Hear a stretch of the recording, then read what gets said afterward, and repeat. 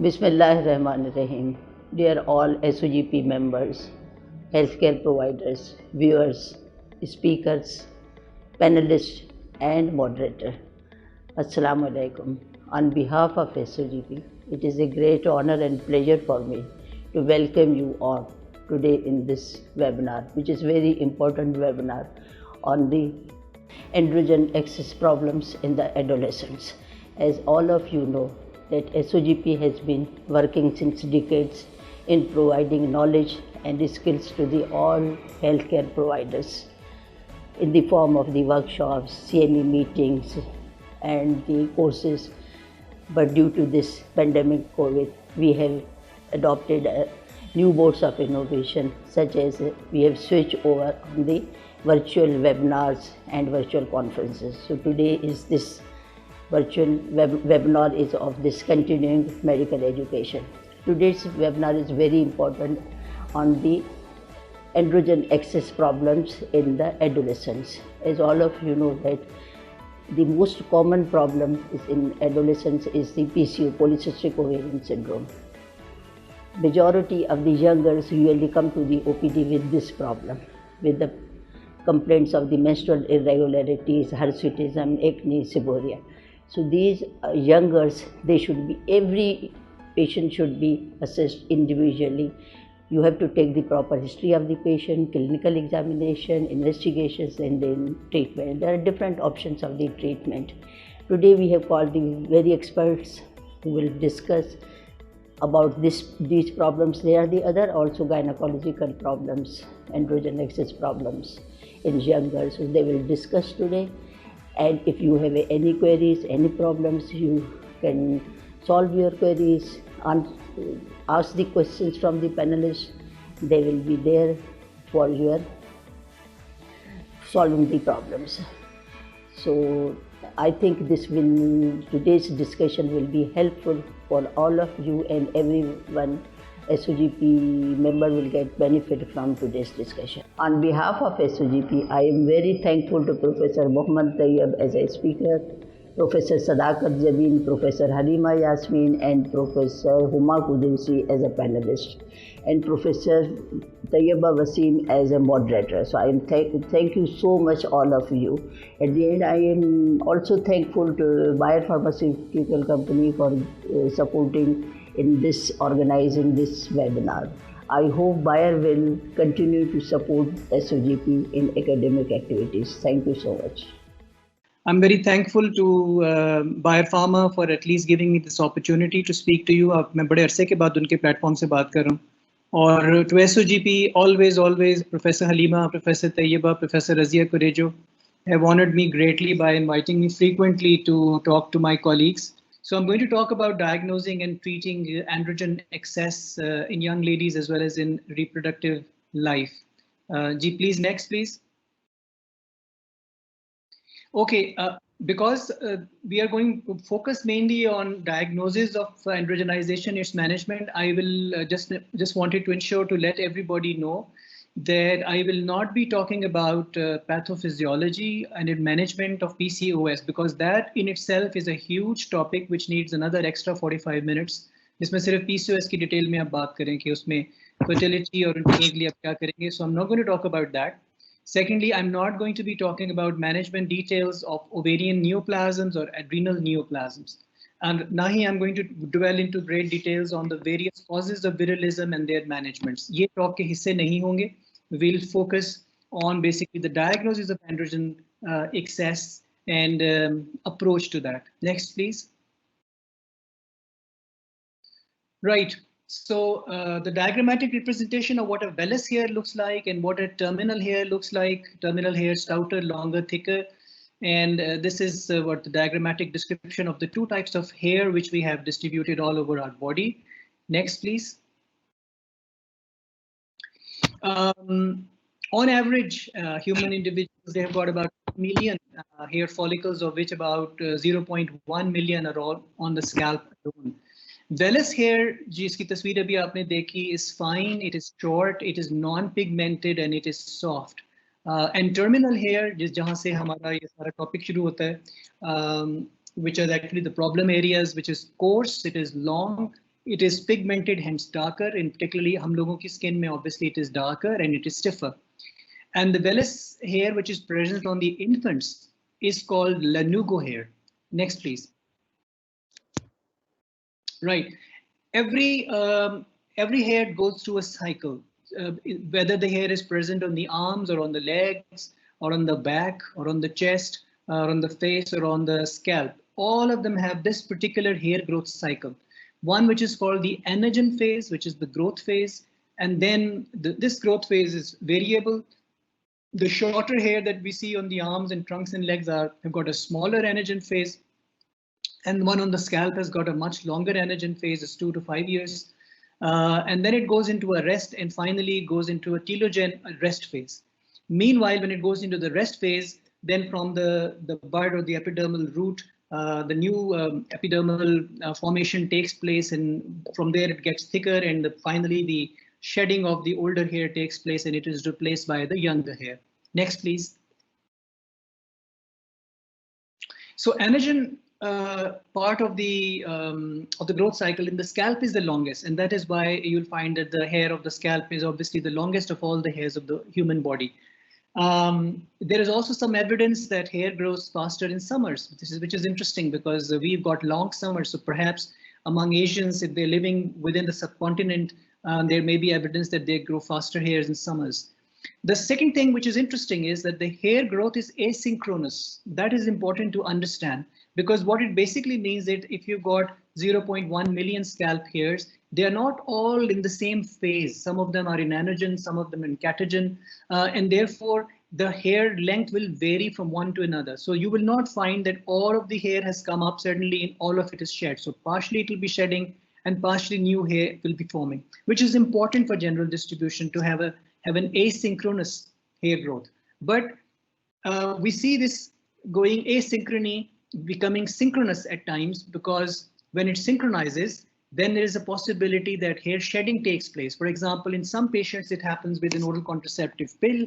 It can happen with pregnancy. It can happen with febrile illness. And definitely it is associated with severe psychological stress, that the entire cohort of hair becomes synchronous. And then you find that woman actually comes and complains that I'm getting this hair shedding.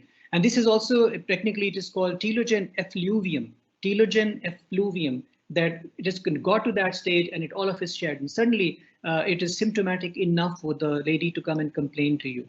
It is also known that micronutrient deficiencies, they cause hair thinning and they cause hair loss. And in particular, हमारे मुल्क में तो ये काफी common है, iron, biotin, folate, and B12. Micronutrient deficiency in our country, in our diets, are very common. So you would see that kind of complaint coming from all kinds of social classes. Next, please.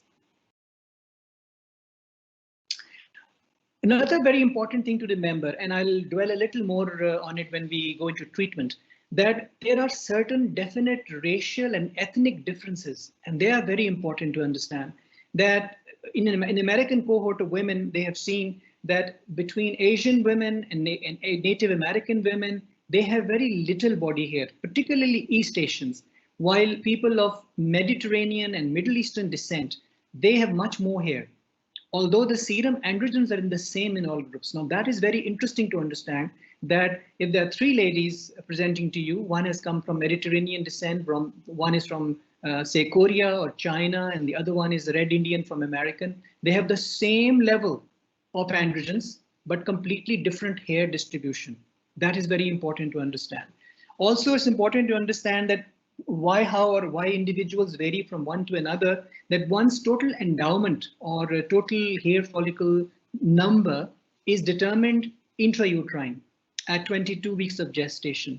And after that, it's not possible to have new follicles forming at any stage until the birth of the child or the individual and later on in life. Next, please. Right, how do we define hirsutism? Hirsutism is a term which is from Latin origin, and it's different. They are both different terms. So hirsutism is from Latin origin, which basically is defined as the growth of terminal hair, as we have mentioned, which is not the vellus hair, on the body of a woman in the same pattern as that which develops in the post-pubertal male. It is either because of excessive androgen stimulation or it's because of excessive end organ response to that androgen stimulation.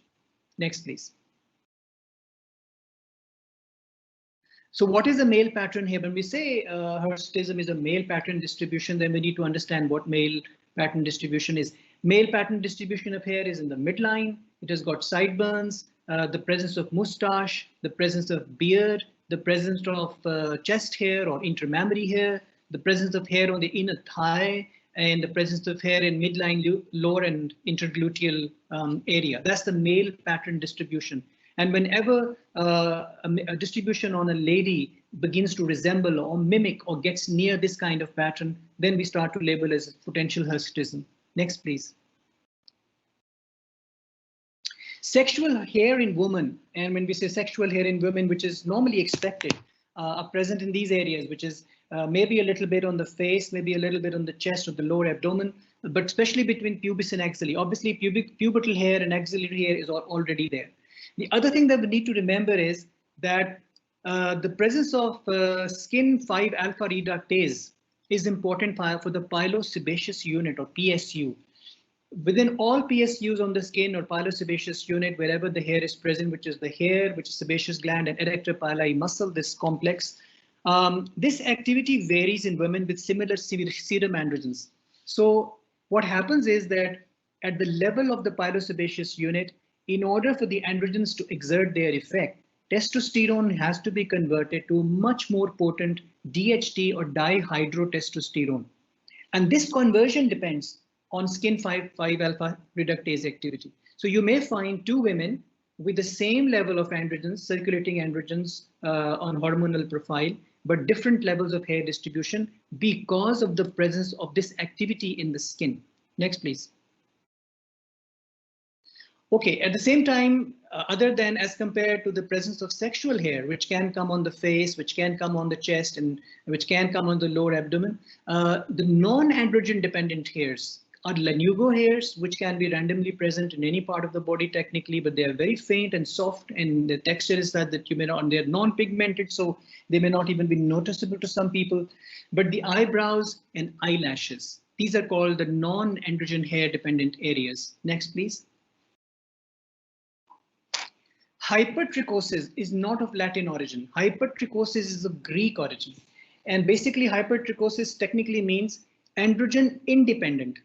Androgen independent, not dependent upon the hormones itself. It's terminal hair in the non-sexual areas like trunk and like extremities. Now, if you rule out the chest and you rule out the abdomen or the face, the trunk is not a sexual area in terms of hair distribution. But if there is some hair which is present over there, then it's androgen independent, and it's basically a generalized overgrowth of fine vellus hair, which the patient does feel or is symptomatic because of that. That's there because he was not expecting it there.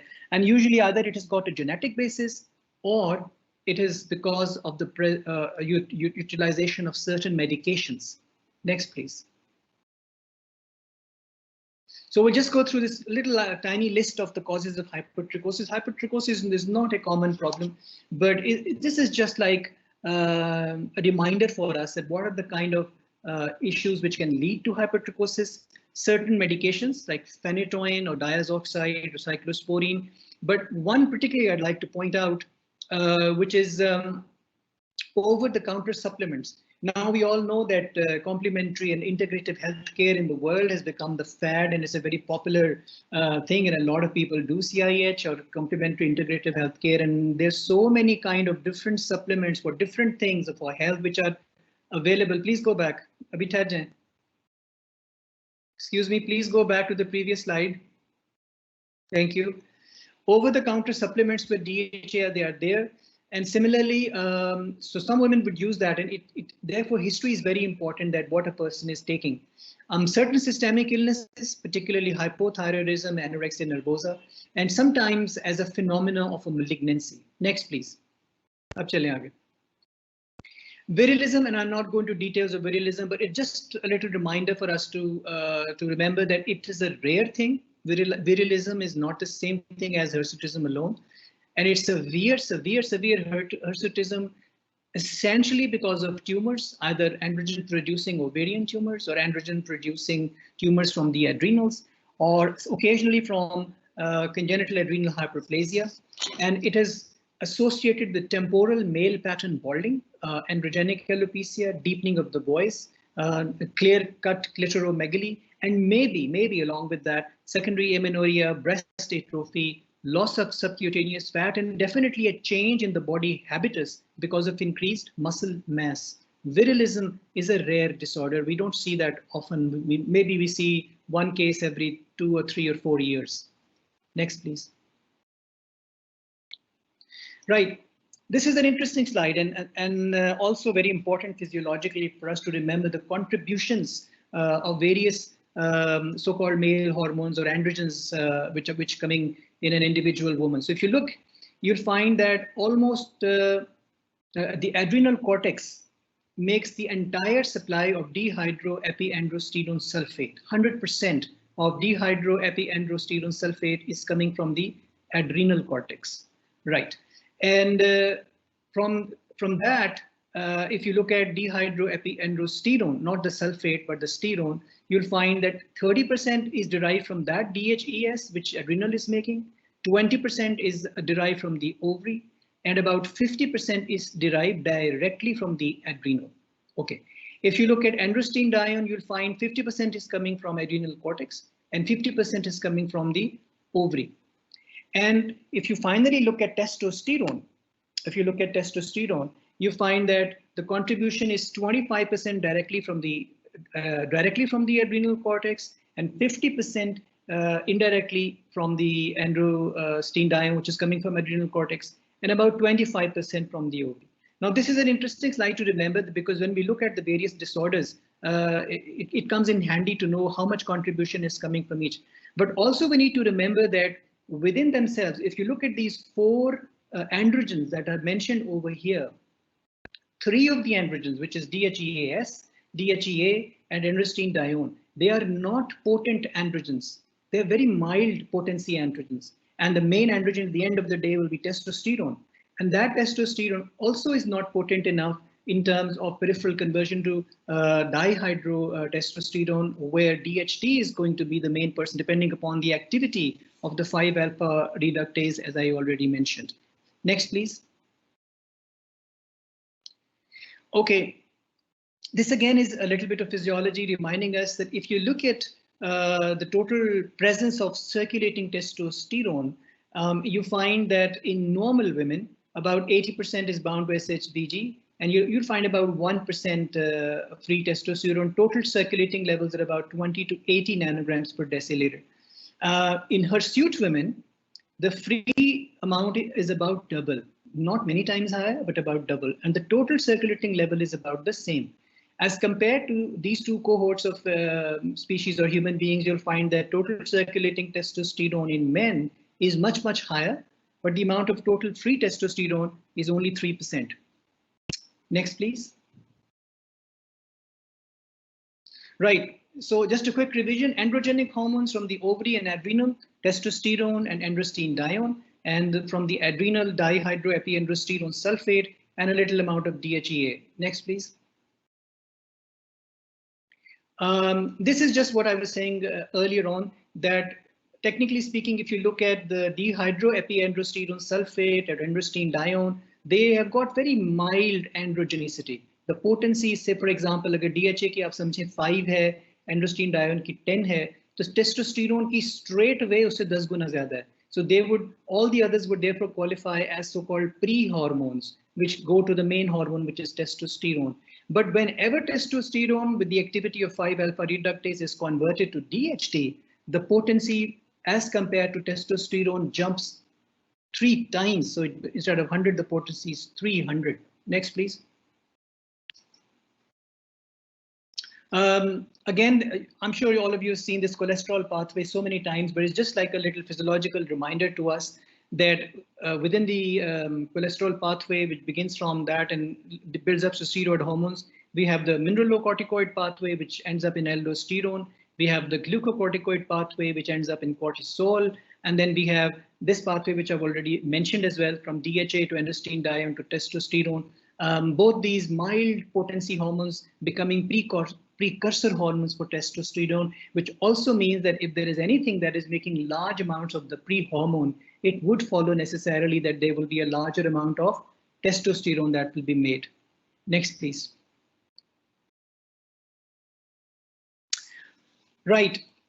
One more thing which will be helping us in our workup in a few minutes is that we need to remember that the routine physiological effects of hormones on the hair. How does that work? Androgens in men and women, they stimulate hair growth. They increase the anagen, which is the growth phase of the hairs, except the scalp hair. It reduces the anagen in the scalp hair. So if a lady starts to make large amounts of androgens, there will be a possibility that the scalp hair starts to fall because the anagen time is reduced. So it's opposite. But otherwise, overall in the body, everywhere else, on the face, on the trunk, on the chest, on the abdomen, and if somewhere else it's forming, then basically it's going to form higher amounts of hair. Estrogens have got the opposite effect. They cause slower growth and slower growth of finer and lighter hair. What does natural progesterone do? Natural progesterone has got no effect on the hair, and some people don't realize that, but natural progesterone has got no effect. However, synthetic progesterone, especially if it is 19 testosterone derivatives like levonorgestrel and norethindrone, they may have androgen-like effects. And therefore, if people are choosing preparations of estrogen and progesterone, and you're worried about androgenic or worried about hirsutism, then it's probably better not to choose those. Another thing which is very interesting physiologically is pregnancy. Pregnancy, what happens in pregnancy is the placenta starts to make large amounts of estrogens and progestrogens. So when pregnancy condition causes high amounts of estrogen and progesterone, that can induce synchrony. As I already mentioned, that scalp hair is growing asynchronously. So you will not have loss of hair because some hair is being formed and some hair is being shed. But when pregnancy, because of this increased amount of estrogen and progesterone, causes synchrony, then what happens is that there can be a temporary situation, maybe of a few weeks, when the hair becomes lush. And वो जो आप सुनते हैं कि ख़वातीन कहती हैं कि देखा ना वो हमल हुआ तो औरत जो है वो खातून जब बच्ची वो कितनी खूबसूरत हो गई, उसके बाल ऐसे लश हो गए. लेकिन उस लशनेस के बाद ये होगा कि क्योंकि वो सिंक्रोनी में है और उसका एक टाइम आएगा फॉल करने का, तो वो शेडिंग भी उतनी एक्सेसिव होगी टाइम पे जाके. So that synchrony is actually, it's a temporary lushness which is then going to shed down.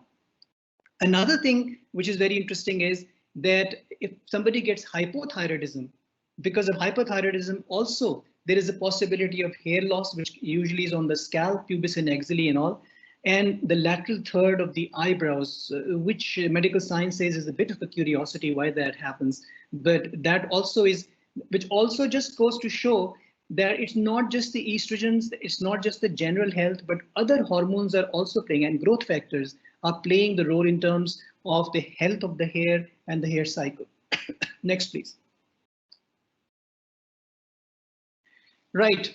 So once we begin evaluation, we just have a little look at the causes of hirsutism. So this was a paper which was published in the year 2004. तो ये बहुत पुराना नहीं है, कुछ साल पहले आया कि उन्होंने 1000 पेशेंट्स की सीरीज एक एंडोक्राइन सेटअप के अंदर एवेलुएट की, और उसमें से उन्होंने 1000 की सीरीज में से देखा कि confirmed hirsutism, and this is not just perception of hirsutism, ये एक scientific paper था जिसके ऊपर confirmed hirsutism ने देखा. And if you look at this slide carefully, you'll be very, it obviously will come as no surprise to you that PCOS or PCOS is 82%. So अब ये कह सकते हैं कि by far the largest number of individuals who have got confirmed hirsutism is because of polycystic ovarian syndrome. Another 5% are going to have it because of idiopathic hirsutism or IH. इसका मतलब ये हुआ कि अगर आप सिर्फ इन दो चीज़ों को रख लें सामने, PCOS और IH को, तो 85% couples, which also हमारे लिए जो clinical translation है slide की वो ये है कि इसका मतलब ये हुआ कि अगर आप confirmed hirsutism के patient को देख रहे, hypertrichosis को नहीं देख रहे, intense virilism को नहीं देख रहे, लेकिन अगर आप एक confirmed patient of hirsutism को देख रहे हैं, तो फिर what you're looking at 100 में से 85 केसेस जो आप देख रहे हैं वो या PCOS है मेजॉरिटी में, या कुछ केसेस में IH होगा। बाकी सारी की सारी कॉजेज जो हैं वो पीछे रह जाती हैं, जिसमें नियोप्लाज्म्स आ जाएंगे, क्लासिकल एड्रीनल हाइपरप्लेजिया आ जाएगा, हेयर एंड सिंड्रोम है, and hyperandrogenemia with normal ovulation. Next please. So ये वही बेसिकली वही चीज़ जो मैंने अभी टेबल में दिखाई है।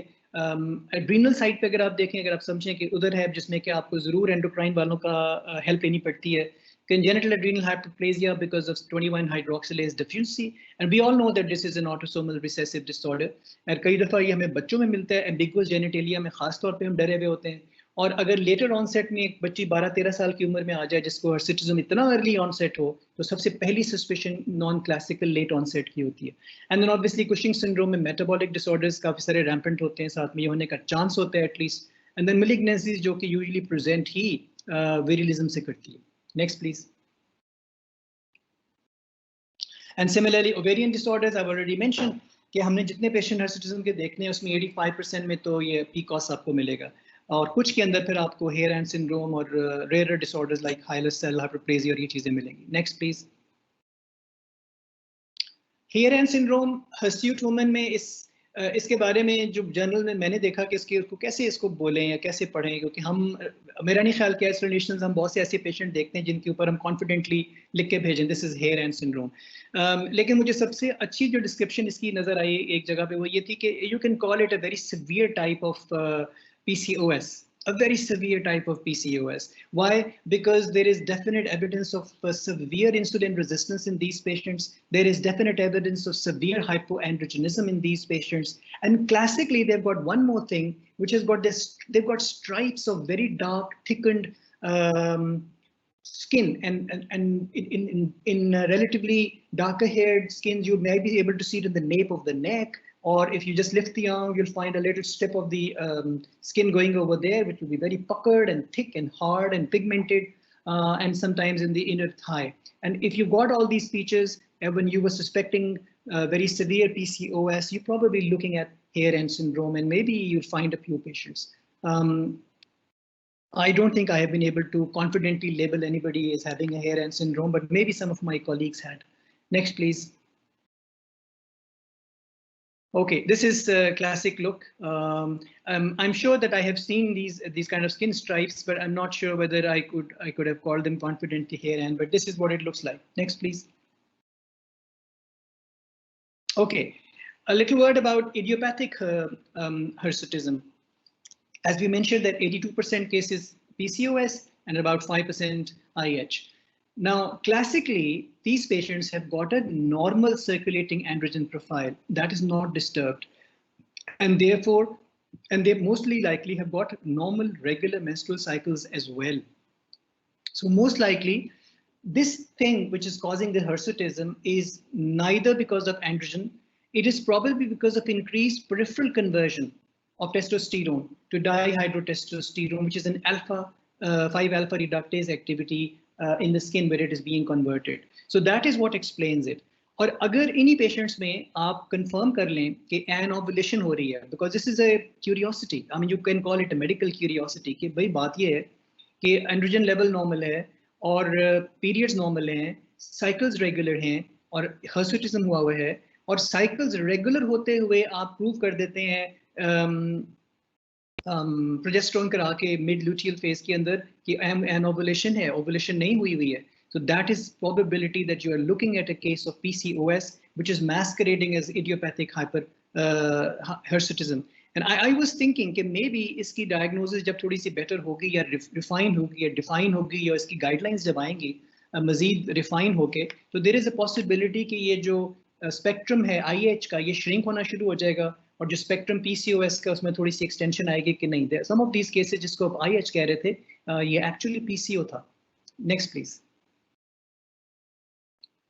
ओके, इंटरेस्टिंगली ये टेबल्स ऑफ hirsutism में और कॉजेज में हाइपरप्रोलैक्टिनीमिया इतना प्रोमिनेंटली मेंशन नहीं है, लेकिन मैंने इसकी स्लाइड अलहदा से इसलिए बनाई कि लिटरेचर में इसका तस्करा काफ़ी जगह पे हुआ कि हाइपरप्रोलैक्टिनीमिया के कुछ पेशेंट्स के अंदर आपको hirsutism मिलता है, और उसका एक रशनाले है, और उसका रशनाले ये है कि हाई प्रोलैक्टिन जो है that increases from the adrenals, and we have already seen in the figure before that adrenals make dehydroepiandrosterone sulphate. So high prolactin increases the supply of DHEAS. एक बात. दूसरी चीज ये है कि हमने पहले भी तस्करा किया था कि ये बड़े माइल्ड से एंड्रोजन्स हैं, DHEA भी और एंड्रोस्टीन डायोन भी, लेकिन ये माइल्ड से प्रीकर्सर हार्मोन्स की तादाद भी अगर बढ़ना शुरू हो जाएगी तो ऑब्वियस सी बात है कि फिर आपके पोटेंट हार्मोन्स की तादाद भी बढ़ेगी, और यही चीज है जो टेस्टोस्टेरोन बनाएगी आखिर में जाकर. और जब टेस्टोस्टेरोन ज्यादा होगा तो ये पॉसिबिलिटी है कि वो पेरिफेरी में कन्वर्ट होकर फिर DHT बनेगी. एक बात. दूसरी बात ये कि जो क्रॉनिक एनओवुलेशन है जो कि हाइपरप्रोलैक्टिनीमिया में अक्सर औकात साथ में प्रेजेंट होती है और डवटेल होकर उसके साथ आती है कि chronic anovulation increases ovarian androgens as well as free testosterone, so that compounds the problem, and that is why in some cases of hyperprolactinemia you are watching a higher level of, you pick up signs of androgenization. Next please. Okay, patient जो present करते हैं हमारे पास, अब issue ये है, this is very interesting, and this slide, when I was printing this slide, I was smiling to myself कि यार ये तो रोज का ही problem है. Patient कहती है जी बात ये है कि I've got hair on my face, I've got on my chest and abdomen, and अब वो थोड़ा है या ज़्यादा है, अगर वो distress में है तो she's quite distressed, और अगर वो ज़्यादा है तो then the psychological sequelae for the body image are really quite bad. Some girls can be really disturbed with that. Also at the same time, remember that हमारे पास जो patient profile cohorts जो अब आते हैं, they know a lot about current treatments. बहुत सारी आपकी बच्चियां पता लगे लेजर कराने निकली हुई हैं, वो भी कराने निकली हुई हैं, और ये आपके जो ब्यूटी पार्लर्स और ये जो डर्मेटोलॉजी के बहुत सारे सबसेट्स जिन्होंने सेंटर्स बहुत सारे बनाए हैं, वो बड़ा कुछ ऑफर कर रहे होते हैं. So people are questioning that कि वो क्या है और क्या नहीं है. और ये आखिरी स्लाइड है, ये तो पता नहीं, आई एम श्योर मेरे कॉलीग्स के लिए भी होगा ये इशू कि ये समझ नहीं आती कि वो पेशेंट जब आके बैठती है कि वो डर्मेटोलॉजिस्ट के पास जाए, कि गायनेकोलॉजिस्ट के पास जाए, कि एंडोक्राइनोलॉजिस्ट के पास जाए, कि फैमिली फिजिशियन के पास जाए, या घर में ही इतने सियाने लोग मौजूद हैं जो गार्डियन एंजल्स हैं उसके, जिनको सबसे ज़्यादा पता है. And many a times I have also seen these girls being a football between various places. दो स्किन स्पेशलिस्ट देख चुके हैं, दो गायनी वाले देख चुके हैं, और कन्फ्यूजन इतनी फैल चुकी है कि फाइनली सिर्फ गूगल देख रहा है, वो पता है नहीं करना क्या है. Next please. So let's go to evaluation and treatment. I've already mentioned, and I'm repeating it for the sake of just rubbing it in, that the large majority of the patient जो hirsutism की हम देखेंगे या जिनके androgenism के signs हम देखेंगे, they will either have PCOS or they'll have idiopathic hirsutism. So you're looking at about 85%. 100 में से 85 तो ये हो गए. लिहाजा आपका काम क्या है? Rule out those few with any other causes. कि आपके ऐसा ना हो कि congenital adrenal hyperplasia आप मिस कर जाएं. कहीं ऐसा ना हो कि आप हाइपरट्रिकोसिस को समझ लें कि ये PCOS और वो है. दूसरी चीज ये कि you have to quantify the severity, और सिवियरिटी इंडिविजुअल्स के अंदर वेरी करेगी, और जो हेल्थ सीकिंग बिहेवियर है वो भी वेरी करेगा. Sometimes people have got mild hirsutism, वो बहुत ज्यादा परेशान होंगे. Sometimes they have got quite severe hirsutism और वो परेशान नहीं है, लेकिन जो उसकी माँ उसको साथ लेकर आई है टीनेजर को, वो ज्यादा परेशान हुई हुई है. अब एवेल्युएशन में जो अगली चीजें हैं जो कि हम बड़ी जल्दी स्किप कर जाते हैं, कि हमने देखा चेहरे से कपड़ा हटाया और असेस किया फेस पे कितना है, मुंह इधर उधर किया और नुस्खा लिख दिया. It's very important to go into detailed history. That is not sufficient. A detailed menstrual history, onset, menarche, pattern is very important. And if you're looking at a girl जिसका के cycles less than 8 per year है, less than 8 per year, then she's probably got oligoovulation. Secondly, if somebody is giving you a clear-cut history of premenstrual molemina or premenstrual syndrome or PMS, इसका मतलब ये है कि because we know as gynecologists कि PMS जो है वो सिर्फ ovulating cycles के अंदर होता है, so हमें ये पता है कि PMS अगर हुआ है तो उसका मतलब है ये patient ovulate कर रही है, ये anovulatory नहीं है, so most likely she is. फिर फैमिली हिस्ट्री बड़ी इंपॉर्टेंट है, क्योंकि फैमिली हिस्ट्री में अगर आपको स्ट्रॉन्ग हिस्ट्री मिलती है पॉलीसिस्टिक ओवेरियन सिंड्रोम की, we know that it's got genetic linkages to that, we know that non classical CH can run family. और मेडिकेशन की हिस्ट्री बड़ी इंपॉर्टेंट है, खास तौर पे जैसे मैंने पहले तस्करा किया, और हम ये नहीं पूछते हैं पेशेंट से कि चलें मेडिसिन तो नुस्खा तो दिखा दें, लेकिन वो सप्लीमेंट्स जो ले लेके खा रही है. इस वक्त तो जितने आपकी सुपरमार्केट्स पाकिस्तान में खुल गई हैं और बन गई हैं, वहाँ पे पूरा एक काउंटर तो सप्लीमेंट्स का होता है, जिसमें से आधे सप्लीमेंट्स तो चाइना से आए हैं, जिनका अल्लाह का शुक्र है कि लैंग्वेज ही नहीं पता उस पर क्या लिखा हो. लेकिन हम वो ले लेके खा रहे होते और खिला रहे होते. So हमें नहीं पता कि what she is taking. So it's important to know what kind of medication the patient has been on. दूसरी चीज ये है कि हमें हिस्ट्री में, ये हिस्ट्री लेने का फायदा ये है कि अगर हमें वो कहे कि वो बच्ची सिर्फ 12 साल की थी तो हर्सिटिज्म शुरू हो गया था और काफी था, इसका मतलब है कि possibly you looking at CAH, उसको नहीं पकड़ा गया है, आप उसको PCO समझ के ट्रीट करी जा रहे हैं. दूसरी चीज ये है कि अगर वो 25 साल की उम्र को क्रॉस कर चुकी है और सडन सवियर हर्सिटिज्म आया है, may be there is a neoplasm, 25 साल तक कुछ ना हुआ, अब सडनली आना शुरू हुआ और एकदम आया और बहुत तेज आया. दूसरी चीज ये जो ऊपर हमने जिक्र किया सिवेरिटी को असेस करने के लिए, वो कहते हैं कि ना तो एंड्रोजन लेवल का करा लेना जो है वो सिवेरिटी को इतना शो करता है, और ना ही उसकी कोई वो चीजें हैं जो मैटर कर सकती हैं, लेकिन जो पेशेंट का अपना असेसमेंट अपने लिए है, सेल्फ मेथड या सेल्फ ट्रीटमेंट के, if you want to check the severity, उससे ये चेक कर लो what are you using to remove your hair, shaving, plucking, waxing, electrolysis, pulse therapy, laser, क्या करती हैं, और दूसरा उसकी frequency. So if you find a patient जिसकी के empowerment है, obviously उसके पास पैसे हैं तो वो करेगी. So अगर उसकी empowerment है और वो बहुत regularly ये चीजें करा रही है, इसका मतलब है कि वो severe enough है, और उस particular snapshot पे, वो जो moment में आपके पास आई है, उसका आप snapshot लेंगे, आप नहीं पकड़ पाएंगे उसकी severity, वो तो सारा कुछ उसने remove किया हुआ है उस वक्त. So maybe that is not exactly what you want to see. Next please. आगे चलें. So you want to make a diagnosis, that's why it's very important to do a very detailed history, a very detailed physical examination which starts with a body mass index. Never miss that. Possible presence of a greasy skin, possible presence of acne, possible presence of hair thinning or temporal or part balding, because all of the patients are not going to present with hirsutism as hyperandrogenism. जब आप hyperandrogenism की बात करते हैं तो hirsutism उसका सबसे important, सबसे common sign तो जरूर है, मगर essential नहीं है कि वो होगा तो फिर सब कुछ होगा. क्योंकि ये interesting बात है कि जो Ferryman-Galvi score है, और अभी हम उसकी slide आपको दिखाते हैं, कि Ferryman-Galvi score जो है वो इसका एक objective assessment है, no doubt, और वो American system है शुरू से बड़े अरसे से present. लेकिन East Asian women जो हैं, they exhibit acne or hair thinning more than hirsutism. So you'll find that you get a Korean girl or a Chinese girl and उसके जिस्म के ऊपर बाल थे ही नहीं. अब वो थोड़े से भी आए हैं वो इतना मैटर नहीं करता, लेकिन अगर उसकी थोड़ी सी बॉल्डिंग आई हुई है और एक्नी हुई हुई है और हेयर थिनिंग हुई हुई है, that is far more significant and she may actually be suffering with hyperandrogenism already. And that's why baseline tests and hormonal profile जिसकी हम बात करते हैं. Next please. Okay, this is just one. दो slides में आपको दिखाऊंगा. ये भी Ferryman-Galvi स्कोर की, मैं सिर्फ आपको ये बताता चलूं कि Ferryman-Galvi स्कोर को इजाद हुए हुए कितने साल हो गए? 40 + 20, 60 years हो, 60 years. 1961 में डिस्क्राइब हुआ था by the people called Ferryman and Galvi. और जब उन्होंने उसको डिस्क्राइब किया था तो बॉडी के 11 हिस्सों पे डिस्क्राइब उन्होंने किया था. स्कोर 0 से लेके 4 तक ही था, लेकिन 11 हिस्से थे. उसके क्वार्टर ऑफ अ सेंचुरी के बाद उसको मॉडिफाई किया गया और 11 हिस्सों में से 2 निकाल दिए गए. तो टेक्स्ट बुक्स में अब जो आप पढ़ते हैं वो 9 हिस्सों के ऊपर है, 9 body areas from a score from 0 to 4 depending upon the severity. So the total score can range from 0 to 36. आगे चलें please. Next please. So 9 androgen sensitive areas, score 0 to 4 and total score of 0 to 36. अच्छा, the number of hair follicles per unit skin areas as well as the rate of hair growth vary by ethnicity and race. ये मैंने अभी तज़किरा किया, ये बहुत important बात है कि आपकी रेस और एथनिसिटी जो है उसके मुताबिक जो एक यूनिट ऑफ स्किन के ऊपर हेयर मौजूद है उसमें डिफरेंस है. और चूंकि उसके अंदर डिफरेंस है, अब ये कैसे मुमकिन है कि एक थाई गर्ल और एक मेडिटेरेनियन ओरिजिन की लड़की के हेयर की डिस्ट्रीब्यूशन को आप एक ही स्कोर दे दें? It's not scientifically correct. And because of that reason, because of the racial difference, there is no universally accepted cut off score, है ही नहीं.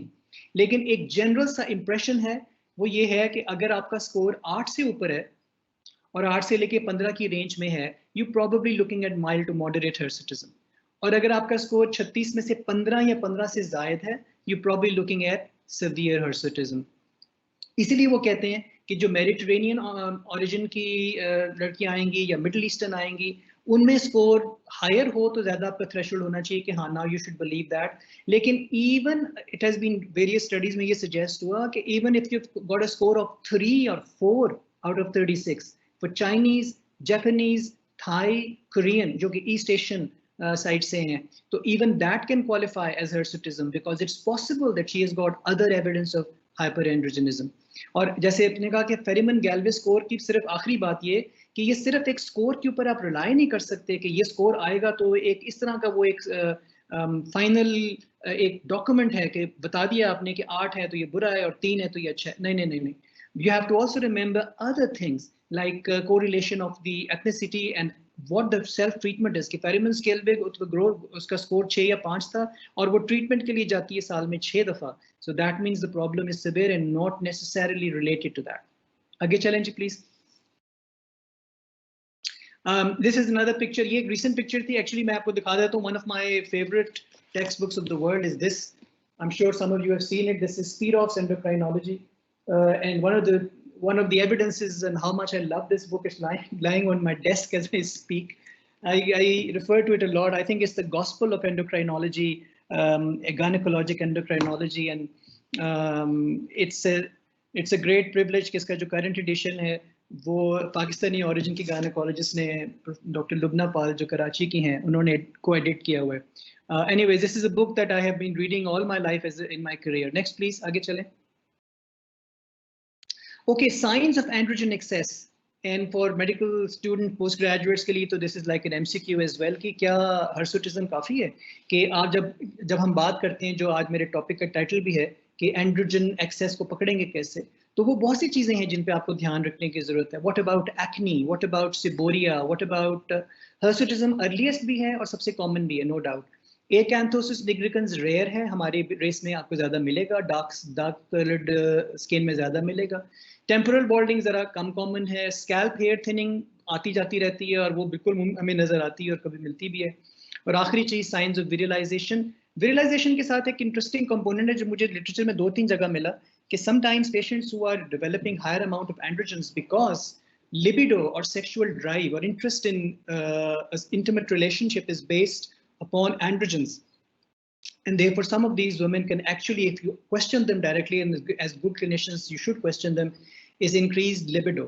And all of you might be knowing कि जब hormonal replacement therapy जब दी जाती है, जिसका नाम अब menopausal hormonal therapy हो गया दुनिया में, अब HRT के बजाय उसको MHT कहते हैं, तो उसमें टेस्टोस्टेरोन का पैलेट लोग गायनेकोलॉजिस्ट जो हैं उन पेशेंट्स में रखते हैं जिसमें लैक ऑफ लिबिडो की कंप्लेंट होती है, and they are very very good, very effective. I have used that for 4 years in my stay in England, and I saw absolute clear evidence of women coming and saying it helped a lot.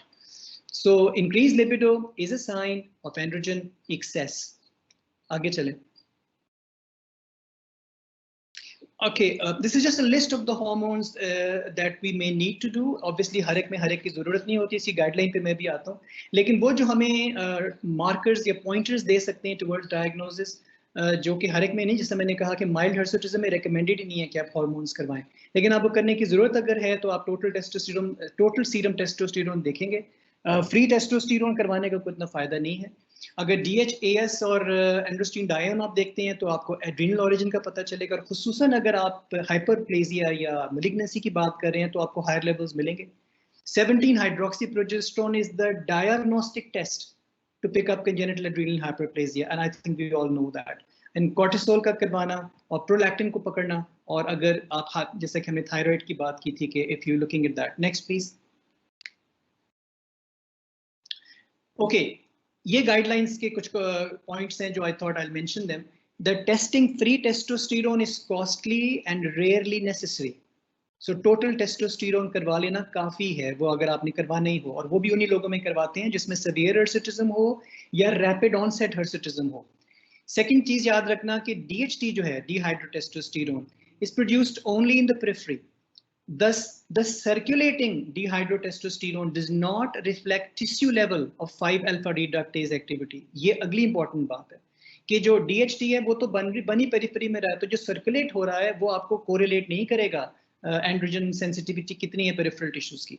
अलबत्ता उसका एक metabolite है जिसका नाम serum 5-alpha एल्डोस्टीन ग्लूक्रोनाइड है, एल्डोक्टोन ग्लूक्रोनाइड है. That correlates better. वो कहते हैं कि अगर आप ये करवा, फॉर एग्जांपल अगर आपने 5-DHT एक्टिविटी देखनी हो तो आप ये वाला अगर टेस्ट करवा सकते हैं तो वो ज़्यादा representative होता है of the overactivity of 5-alpha reductase in the periphery.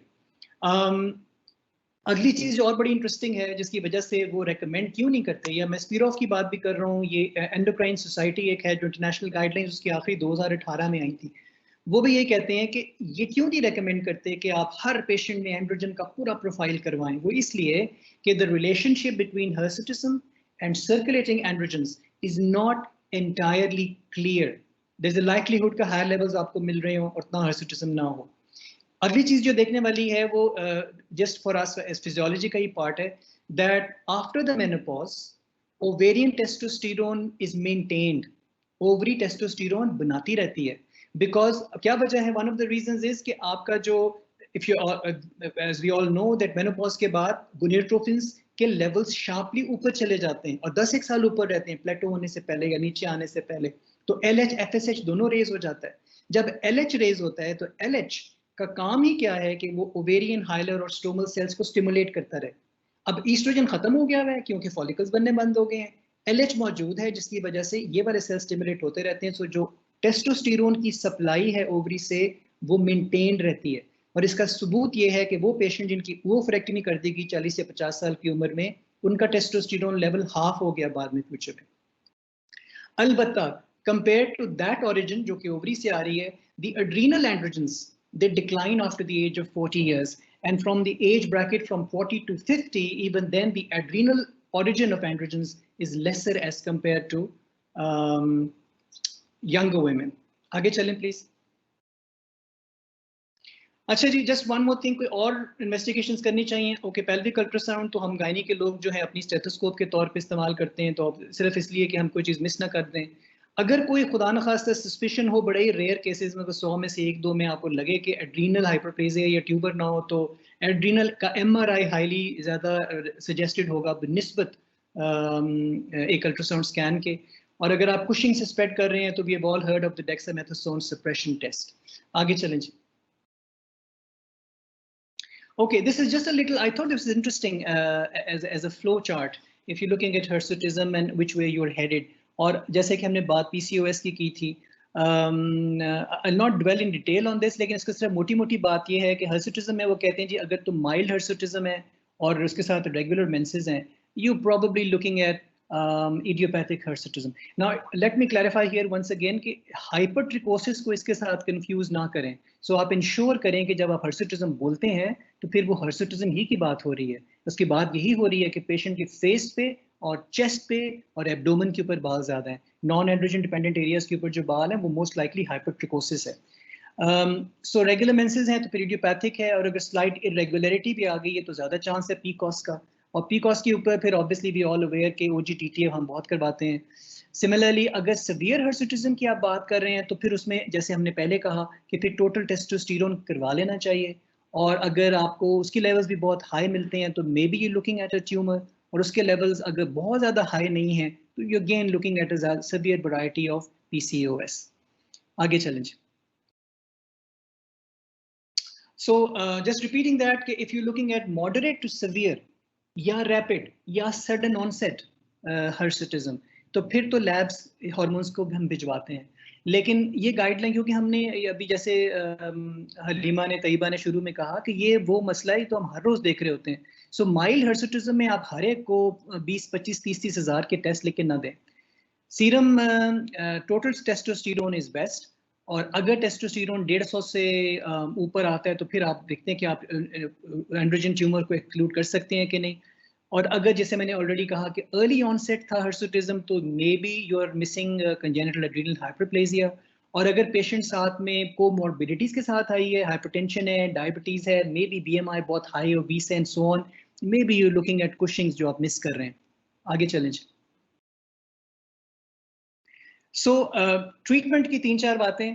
Congenital adrenal hyperplasia को ट्रीट करना, कुशिंग्स को करना, कार्सिनोमस को करना, नियोप्लाज्म्स को करना। अगर आपने पकड़ लिए हैं तो obviously then you just go ahead. फिर आप कॉस्मेटिक्स के ऊपर तो क्या ही जाएंगे, फिर तो आप उसकी ट्रीटमेंट जो चीज़ें उनकी करेंगे। आगे चलें। और PCOS, as I mention in the beginning of the talk, के PCOS की डिटेल जो है वो पूरी 1 घंटे की है और उसकी डिस्कशन एंडलेस है। उसमें इन सब चीज़ों के ऊपर 10-10 मिनट बात की जा सकती है। लेकिन एक्सप्लेनेशन, न्यूट्रिशन, एक्सरसाइज और ओबीस पीसीओ में उसका कम करना, मॉर्बिडिटीज और मेटाबॉलिक डिसऑर्डर्स वगैरह को रूल करना, ट्रीट करना, मेटफॉर्मिन का क्या रोल है उसके अंदर, ओसीपी का क्या रोल है उसके अंदर, we are all are aware of that. लेकिन ये सिर्फ स्लाइड मैंने लिख इसलिए दी थी क्योंकि हमने 80% पेशेंट जो हिर्सुटिज्म के मिलेंगे वो पीक कॉस्ट से होंगे, लेकिन इसका मतलब ये हरगिज नहीं है कि आप उसको एक as an independent phenomena PCOS को पूरे फिर उस पूरी क्लिनिकल पिक्चर के हिसाब से हम मैनेज करते हैं, वेदर फर्टिलिटी इज रिक्वायर्ड और नॉट रिक्वायर्ड एंड अकॉर्डिंगली। आगे प्लीज नेक्स्ट चलें। This is just one of the 3 criteria. Rotterdam का क्राइटेरिया तो अब 20 साल होने वाले 2003 में आ गया था कि कोई से 2 चीज़ें 3 में से हों, जिनमें से एक चीज़ ये आपकी क्लासिक पॉलीसिस्टिक ओवरीज है। और ये इसलिए क्लासिक स्लाइड है कि शुरू में तो सिर्फ ओवरी की शक्ल को देख के पीसीओ बताया जाता था, और अब ऐसा कुछ नहीं है। एंड्रोजनाइजेशन भी अगर सीवियर हो विद एन ओवुलेशन तो भी पीसीओ हो सकता है। आगे चलें। कॉस्मेटिक थेरेपी जो ट्रीटमेंट में कुछ लोग पिक करते हैं कि टेम्पररी जो करते हैं, इसका जिक्र इसलिए कि ये चीज़ें हैं जो डिफरेंट लोग यूज़ करते हैं। ब्लीचिंग, हाइड्रोजन पेरोक्साइड के साथ, plucking, waxing, shaving, depilatory creams. The comment that I want to make over here is कि इन चीज़ों को पिक करना चाहे तो उसको सिर्फ इतना माइंड में रखना चाहिए कि these are all temporary treatments and it's going to come back very very quickly. और इसी की फ्रीक्वेंसी से आपको उस पेशेंट की इंडिविजुअल इंटेंसिटी का पता चलता है तो कितना इफेक्टेड है जो बंदा ये बार बार करा रहा है। और दूसरी चीज़ माइंड में ये रखनी चाहिए कि पेशेंट की हिस्ट्री के अंदर आप ये बातें पूछ लें, क्योंकि ये मुमकिन है कि आपके आधे पेशेंट्स इनमें से कोई ना कोई चीज़ ऑलरेडी यूज कर रहे हैं जब आप इसके लिए चूज करके देंगे। Next please. मेडिकेशंस हम क्या क्या दे सकते हैं इसमें? सबसे पहला तो कोहोर्ट को जो केवीएस है वो ये है कि यू नीड 6 मंथ। आपने जो भी देना है वो 6 हफ्ते का नहीं है, वो 6 दिन का नहीं है, वो 3 हफ्तों का नहीं है, लेकिन डिफरेंट चीज़ें जो आप दे सकते हैं उसमें थोड़ी सी मैं बात अभी करता हूँ। ओरल कॉन्ट्रासेप्टिव पिल की बात है, एंटी एंड्रोजन्स की बात है।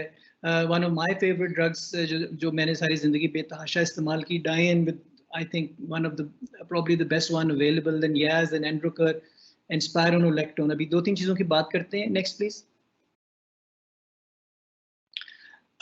एंटी एंड्रोजन्स कौन से हैं? अब स्पायरोनोलेक्टोन पाकिस्तान में अवेलेबल है। I checked it from the pharma guide recently. ये पाकिस्तान में 3 कंपनियां ये बनाती हैं स्पायरोनोलेक्टोन, जिसमें सबसे कॉमनेस्ट जो है एल्डेक्टोन बनाती है, जो 25 और 100 मिलीग्राम की टैबलेट में आती है, और रिकमेंडेड ये है कि 50 to 100 मिलीग्राम आप दें बीडी। और इसकी जो गाइडलाइन है वो ये है कि अगर आपने 6 महीने ओसीपी दे दी है और पेशेंट को खातिर खा फर्क नहीं पड़ा तो फिर आप स्पायरोनोलेक्टोन उसके अंदर ऐड कर दें। दूसरी चीज़ इसमें जो मैंने इंटरेस्टिंग देखी, the difference between Europeans and American के, अमेरिकन जो गायनेकोलॉजिस्ट हैं, अमेरिकन लिटरेचर है वो स्पायरोनोलेक्टोन पे हॉट है, पहले भी हॉट था और अभी भी हॉट है, वो काफ़ी देते हैं। सिप्रोक्सोन एसीटेट के ऊपर यूरोपियन ज़्यादा हॉट है, ब्रिटिश ज़्यादा हॉट है, and perhaps that's my bias as well because I was trained in UK.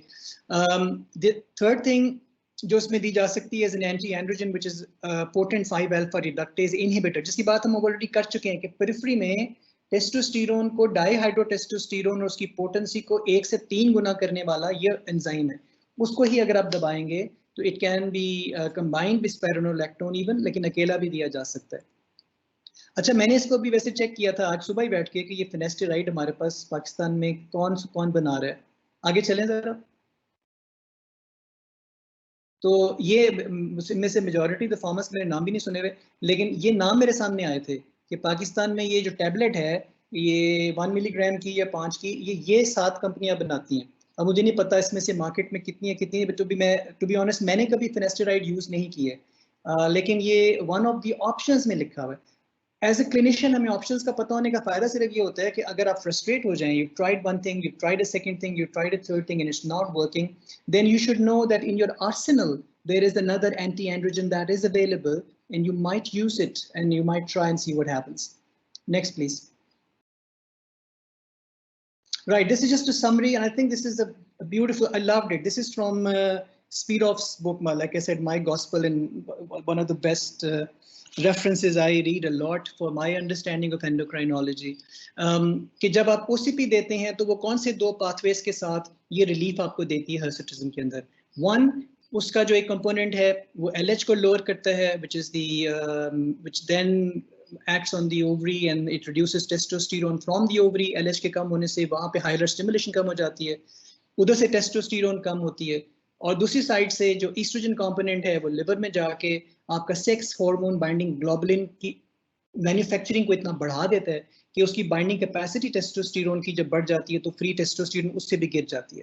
So this is just a wonderful diagrammatic description of what either a combined estrogen progesterone preparation can do, or if you want to switch progesterone with cyproterone acetate or another similar drug which has got anti-androgenic property. आगे चलें जी please. Okay, for those who are into basic sciences, you would see how these hormones look so much alike, and that is why their actions are similar.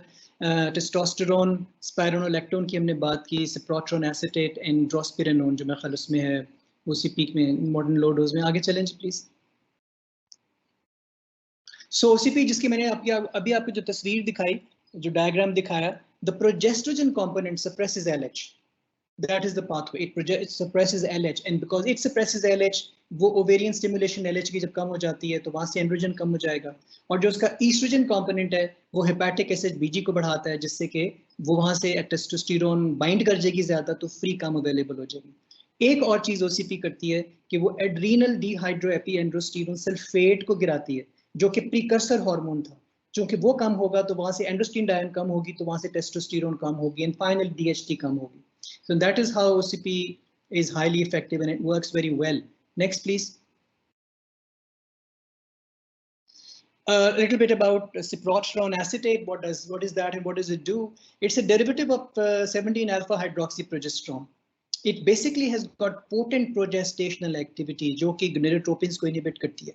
But it also acts as a competitive androgen receptor antagonist, and therefore it will inhibit androgens which are involved in androgen synthesis. अब इसके ऊपर जो reference है, मैं इसको देख रहा था कि इसमें सबसे लेटेस्ट या स्ट्रॉन्ग रेफरेंस में निकालूं, ये 2012 को मुझे मिला, और आपको मालूम है कि जो ग्रीन जर्नल है फर्टिलिटी स्टेरिलिटी का, वो दुनिया के सबसे प्रेस्टिजियस जर्नल्स में गिना जाता है फर्टिलिटी के अंदर, और उसमें ये 2012 में आया. ये नाम तो इंडियन टाइप है, लेकिन ये जो झा ये बड़ा मशहूर आदमी दूसरा वाला, that cyproterone acetate CPA is superior to other progestins in use in terms of efficacy for hirsutism if used after 12 months of use. एक चीज.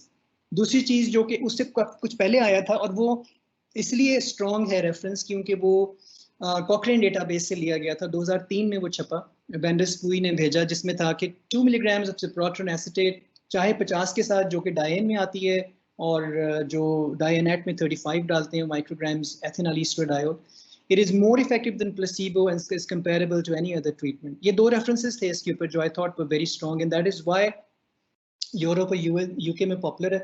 लेकिन अमेरिकन चूंकि डोनाल्ड ट्रंप के नीचे काम करते हैं, अमेरिका में ये ड्रग इस्तेमाल नहीं होती. आगे चलें. अच्छा जी, OCP एंड डायन का एक तस्करा कि cyproterone acetate की हमने बात की है, और ये कैसे करता है drospirenone, ये दोनों इनहिबिट करते हैं एंड्रोजन सिग्नलिंग को, जिसकी हमने बात अभी की, acting at the androgen receptor level के ऊपर जाते हैं, and they therefore work as anti-androgens. दूसरी चीज जिसका हमने, आपको याद होगा शुरू में तस्करा किया कि 19 डेरिवेटिव्स जो हैं लीवोनोर्जेस्ट्रेल और नॉरेथिंड्रोन, इनको हमने कहा था कि थोड़े से एंड्रोजेनिक पोटेंशियल रखते हैं, मगर जो साइंटिफिक स्टडीज हैं उसमें ये कहा गया कि उसमें अगर इसकी डोज आप हायर कर दें तो ये पेरिफेरी में जाके 5-alpha रिडक्टेज एक्टिविटी को कम करते हैं, एंड इसलिए इस तरह से ये DHT को कम करते हैं, and which is the major nuclear androgen in the hair follicles. So you can use that for that, लेकिन लोग generally उसको because of their potential androgenic effect choose नहीं करते अपनी management arsenal के अंदर. Next please. Like every good physician, आपको aware सिर्फ होना चाहिए कि अगर आप बहुत long term और बहुत regular use में लाते हैं किसी चीज़ को, उसका potential side effect क्या होते हैं, और patient जब आके कोई नई side effect की बात करे तो आपको पता हो कि दवाई क्या मिल रही थी. cyproterone acetate के ये साइड इफेक्ट्स रेयर हैं, कम हैं, 5% से कम लोगों में होते हैं, लेकिन याद रखने चाहिए कि क्या है, fatigue, edema, sometimes loss of libido, bit of weight gain or mastalgia, but like I said, not common. आगे चलें. So what is the satisfaction or results with hormones? इसलिए कि बहुत सारे क्लिनिशियन जो हैं और गाइडलाइंस यही सजेस्ट करती हैं कि आपका जो पहला पोर्ट ऑफ कॉल है हिर्सुटिज्म के, वो आपके फिजिकल मेथड्स नहीं है, वो आपके कॉस्मेटिक मेथड्स नहीं है, वो आपके मेथड्स हैं जो कि रिजल्ट्स विद हार्मोन्स में बात जो हम कर रहे थे वो ये थी कि why it is picked as the first line as a hormonal treatment is because इसके ऊपर इतनी सारी स्टडीज थी कि मैं सोचा कि 3-4 स्लाइड्स बनाऊं तो वो 15-20 स्टडीज बन जाएंगी जो 1970s से शुरू होती हैं और 80s 90s और आगे तक जाती हैं. 60 to 100% patients, 60 to 100%, which is an unusual scientific statistic, they report improvement with hirsutism, acne, and seborrhea if you have used one of the combination estrogen, progestogens, या anti-androgens. And the clinical effectiveness reflects decreased free androgens. वो reflect करती है उसको. और इसमें the new terminal hair growth either decreases or it stops. इसकी भी clinical evidence available है और इसकी documentary evidence available है. और recommendation ये है कि अगर आप किसी को ये शुरू करा चुके हैं, you discontinue the treatment only when the pregnancy is desired. ये आपको long term देने की जरूरत पड़ती है. आगे चलें जी please. What about any other medicines? Because ये books में लिखी नहीं है तो इसलिए मैंने इसकी slide बना दी थी. If somebody has not responded to oral contraceptive pills or anti-androgens, then if you find that all those treatments fail ho gaye and you're ending up in frustration, one of the things is gonadotropin releasing hormone or GnRH, because what does that do? It's by suppressing the HPO axis, it causes a dramatic fall in androgens within a month or so.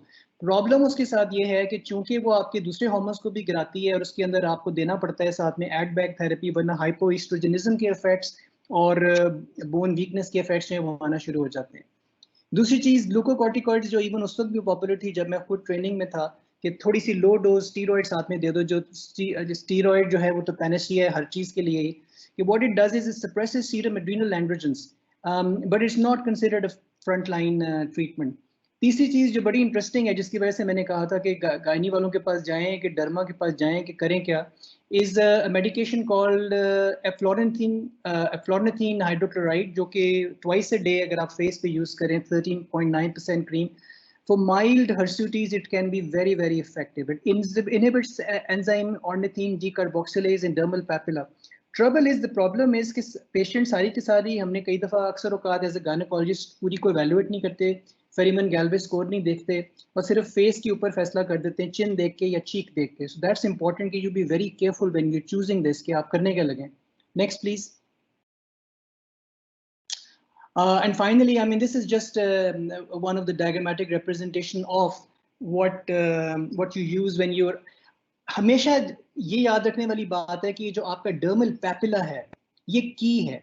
अगर आप किसी वजह से dermal papilla को maintain रखते हैं कोई भी चीज देने के बाद से तो वो हमेशा ये कैपेसिटी रखेगा टू रीजेनरेट हेयर.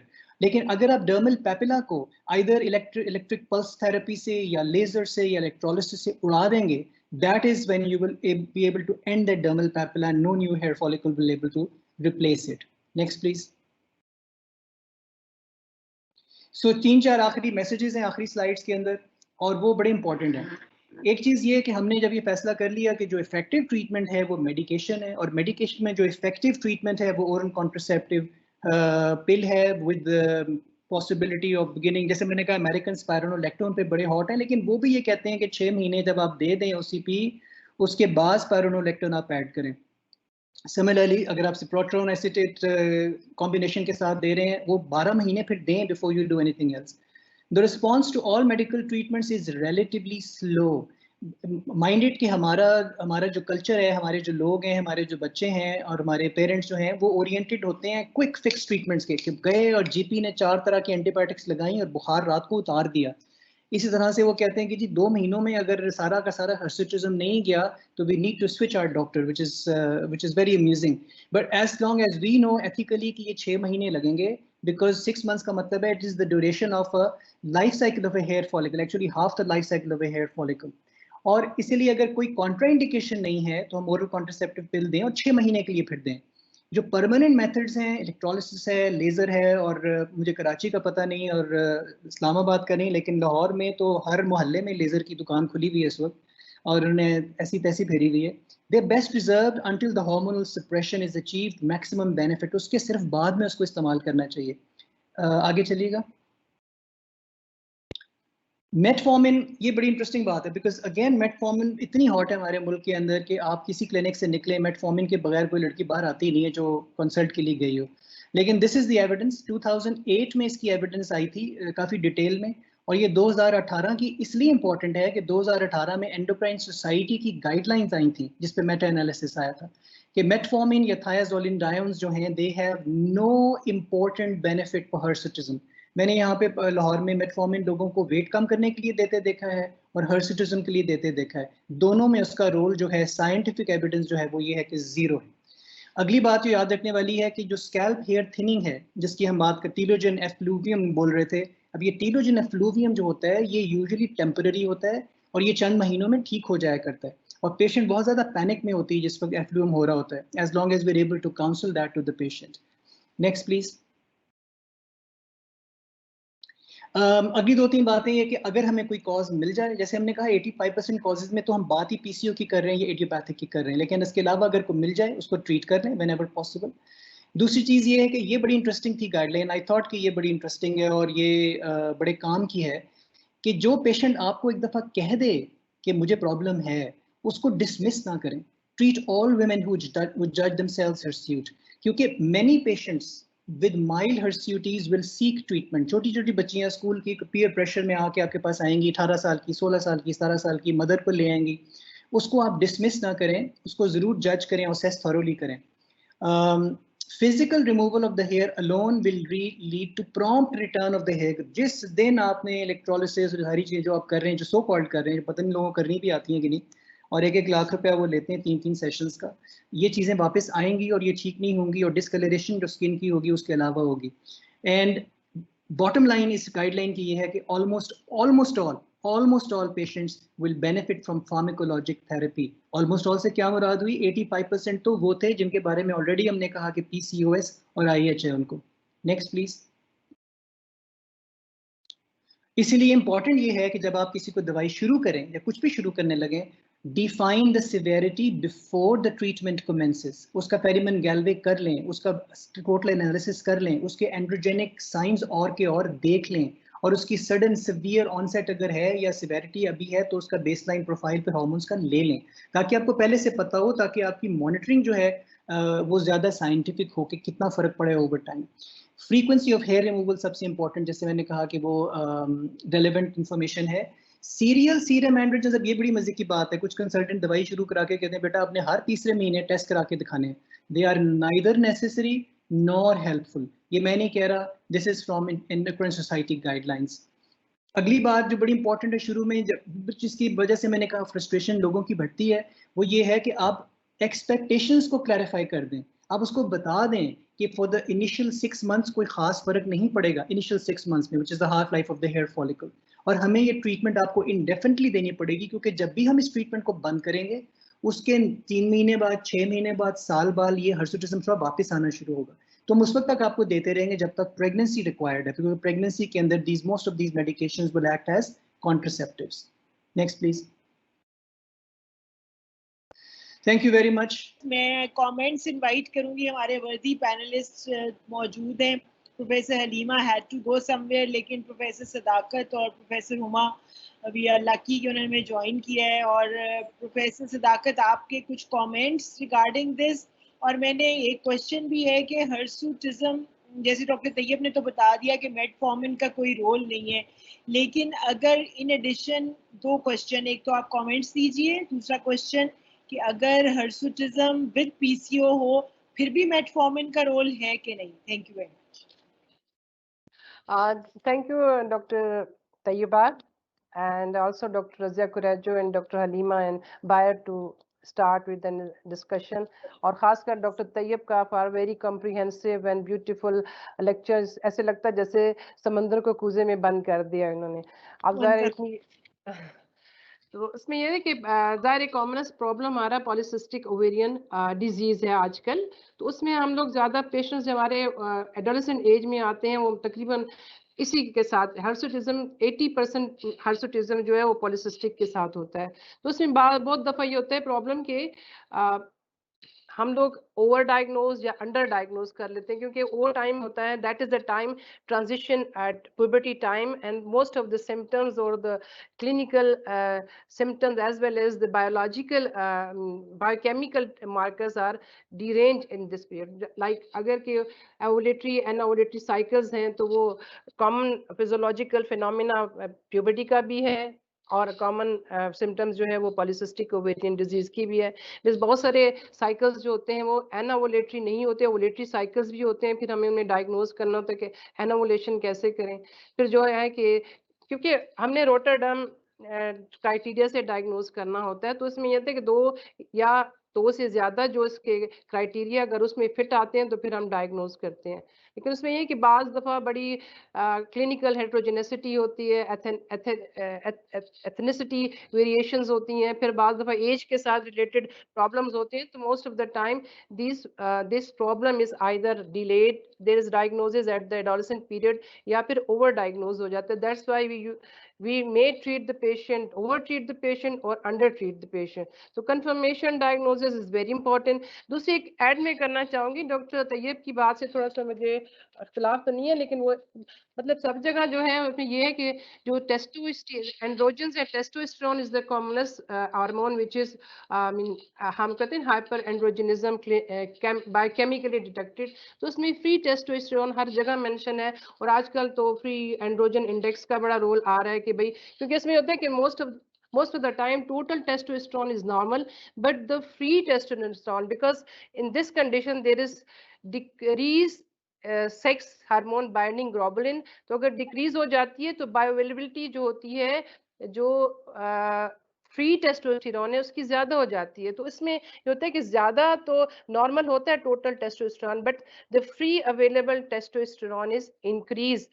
तो वो ये करता है, तो ये हमें माइल्डली इंक्रीज होता है, लेकिन ये कि ये रोल आ रहा है कि उसमें अगर आप सस्पेक्ट करें पॉलीसिस्टिक ओवेरियन डिजीज तो आपने हाइपर एंड्रोजिनस की बायोकेमिकल मार्कर कैसे आइडेंटिफाई करना। और some time if the cycles ovulatory and we are still suspecting polycystic ovarian disease, then we can confirm by doing progesterone level to know that whether cycles are ovulatory or anovulatory. Second thing जो है वो polycystic की जो appearance है, बहुत दफा patients ले आते हैं, मदर्स ले आती हैं, ओवरीज पे रसोलियां बन गई हैं। अब it's just polycystic morphology is not enough to give the diagnosis of polycystic ovarian syndrome. It should be accompanied by either the anovulatory cycles or hyperandrogenism clinically or biochemically. तो ये मैसेज देना था कि अगर रिपोर्ट अगर आती है कि पॉलीसिस्टिक ओवेरियन है, अगर कैरेक्टरिस्टिक्स अपीयरेंस भी है, तो we cannot label the patient as having polycystic ovarian syndrome unless until the other criteria for that is present. जितनी आप एविडेंस बेस्ड मेडिसिन देखें, जो सिस्टमैटिक रिव्यूज, मेटा एनालिसिस है या नैरेटिव रिव्यूज हैं, उसमें मेटफॉर्मिन का बहुत ज्यादा रोल आ रहा है, क्योंकि one of the characteristic of this polycystic ovarian disease hyper insulinemia, और this hyper insulinemia is causing indirectly increase level of androgen from the ovaries के, मतलब ओवरीज से production of androgens due to the hyperinsulinemia. तो जो जी insulin sensitizing agents use होंगे वो इसको जरूर अफेक्ट करेंगे। तो इसमें बहुत सारी स्टडीज आई हैं जिनमें it has caused hormonal improvement, ovulation improvement as well as metabolic improvement, like reducing the glucose, reducing the insulin level in the blood, as well as the reducing the triglycerides and all the lipid dyslipidemia जो problem है वो भी solve हो जाता है। तो it has got definite role in the polycystic ovarian disease company with the hirsutism. Hirsutism as direct तो इसका role नहीं है, but hirsutism due to polycystic ovarian disease because की pathology different है। इसमें दो components हैं, one is the hyperandrogenism and second is the hyperinsulinemia। तो जो component इन दोनों को decrease करेगा definitely वो उसको improve करने का। तो there are studies which have improved that there are effectively these are used in the managing the ovulation disorder, reduction the weight, regulation of the menstrual cycles and reducing the level of androgens. अच्छा sir, मेरा आपसे ये question है कि जो patients हैं ये आपने कहा कि हिर्सुटिज्म के साथ आपके पास जो पेशेंट आते हैं उनको एंडोक्रिनोलॉजिस्ट के पास कब भेजना है? मेरा ये ख्याल है, हाँ मेरा ये ख्याल है कि अगर हमें जैसे कहा कि 80% पेशेंट्स तो पीसीओ के होंगे और वो आपका मेरा सदाकत का सब हमारे जो कॉलीग सुन रही हैं उन सारों का इतना वास्ट एक्सपीरियंस अब पीसीओ का हो गया है कि रियली वी डोंट थिंक कि पीसीओ को उनको ट्रीट करने की ज़रूरत है।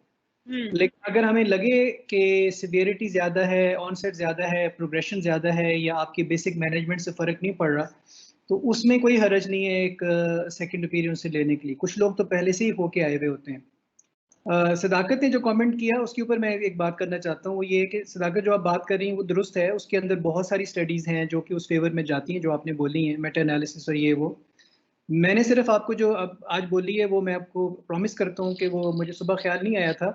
वो एंडोक्राइन सोसाइटी की गाइडलाइंस 2018 हैं, निकाल के पढ़िएगा। दुनिया के सारे मेटा एनालिसिस के होते हुए वो उनका फाइनल कंक्लूजन है, state of the art as we stand today. जो मैंने वो फिक्रा लिखा वो मैं ऐसे ना कभी भी ना लिखता, मैं लिखता कि दिस इज कंट्रोवर्शियल। उन्होंने कंट्रोवर्सी मुका दी है। ये पॉसिबिलिटी है अब कि एशरे आए, एएसआरएम आए और बॉडीज आए, फीगो आए, डब्ल्यूएचओ आए जो कि उसको चैलेंज करे। वो पॉसिबिलिटी हमेशा रहती है साइंस के अंदर, things keep changing, keep evolving, keep rotating. लेकिन एट द मोमेंट इन दोनों चीज़ों के अंदर बहुत सारी स्टडीज उसकी फेवर में होंगी कि मेटफॉर्मिन का क्या फ़ायदा। जो रैशनैले आप बता रही हैं उसी रैशनैले की वजह से तो यूज़ होनी शुरू हुई थी। As a matter of fact जब मैं पाकिस्तान नया नया आया था 95, तो जितनी मेटफॉर्मिन मेरा ख्याल है मैंने लिखी उतनी किसी ने भी नहीं लिखी होगी। लेकिन जब एविडेंस आना शुरू हुआ, इवन ग्रीन टॉप गाइडलाइन से शुरू हुआ कि ना तो ओवुलेशन में वो फ्रंट लाइन रही, ना वो वेट कम करने में फ्रंट लाइन रही, तब मैंने छोड़ी। और से मेरा एक और क्वेश्चन था कि टेस्टोस्टेरोन की जो आपने, ये तो खैर एडोलेसेंट में तो नहीं, लिबिडो इंक्रीज करने की आपने बात की। बहुत सारे पेशेंट्स मेनोपॉजल आते हैं जो कि इस मसले पे होते हैं, तो उस पे किस नाम से अवेलेबल है और उसकी कितनी डोज है पाकिस्तान में? ओह, ये बड़ा अच्छा सवाल है, इसका जवाब मुझे भी नहीं पता टू बी ऑनेस्ट। क्योंकि अगर आप उनको गोली खिला दी तो वो यूके में देनी बंद कर दी है क्या? मैं बताऊं इंटरनेशनली दो चीजें। यूके में जो जो होता था ना, ये जिसको हम पैलेट बोलते थे, ईस्ट्राडायोल का या पैलेट होता था, उस तरह टेस्टोस्टेरोन का पैलेट है छर्रे की बंदूक के दाने जितना छोटा सा, और उसमें आपको कुछ भी नहीं करना होता था, सिर्फ स्किन, एब्डोमिनल स्किन में छोटा सा पंच करके उसमें पुश कर देते थे और वो काफी तर वो 6 मंथ्स के लिए इफेक्टिव था। दूसरी चीज जो है बाहर के मुल्क में बड़े आराम से मिल जाती है, टेस्टोस्टेरोन जेल, और उसका एक अमाउंट मेन के लिए और एक अमाउंट वुमेन के लिए, और उसमें सिर्फ ये कि थोड़ा सा उंगली पे डाल के आप यूं मल लें टॉर्सो पे या बैक पे, and that is it. I honestly don't know कि पाकिस्तान में क्या करें। And we have one other. It is what is the role of minoxidil in the management or treatment of PCOS? Zero, nil, rubbish, nothing. All right. Same from me. Okay, Dr. Sadakat, if you could also, if you have anything to add to that. Inositol, it has been extensively used, and मेरा ख्याल है कि हर gynaecologist के पास जाते हैं वो सबसे पहले यही चीज लगती है, क्योंकि मार्केट में बहुत अवेलेबल है, पॉपुलर है। इट्स जस्ट फूड सप्लीमेंट जो कि हमारे न्यूट्रिशन नॉर्मल डाइट्स हैं, जैसे नट्स हैं, वेजिटेबल्स हैं, फ्रूट्स हैं, उसमें अवेलेबल है। अब वो इसकी थ्योरी में गए हैं, लेकिन ये जितनी भी स्टडीज आई हैं उसमें एज सच डायरेक्ट इसका कोई रोल नहीं है। It can be use as a supplement, but it's not, it does not have any role in the ovulation induction or in helping in the conception rate, fertility rate, reducing the or regulation of the cycles.